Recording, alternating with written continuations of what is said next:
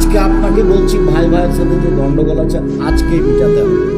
আগামীকাল সন্ধ্যা পার না হয়ে যাবে, মিটাতেই এবং আপনাকে তার হাত ধরে এই সম্পর্ক করতে হবে। যতদিন পর্যন্ত সম্পর্ক না ঠিক হয়েছে ততদিন পর্যন্ত ইবাদত কবুল হয় না।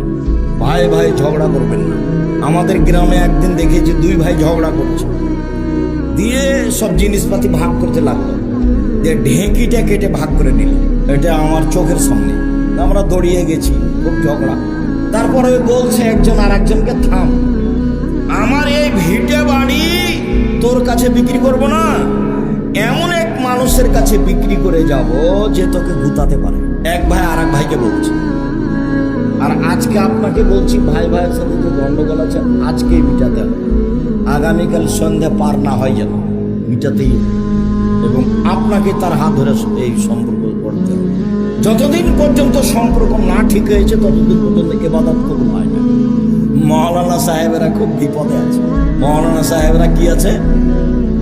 খুব বিপদে আছে।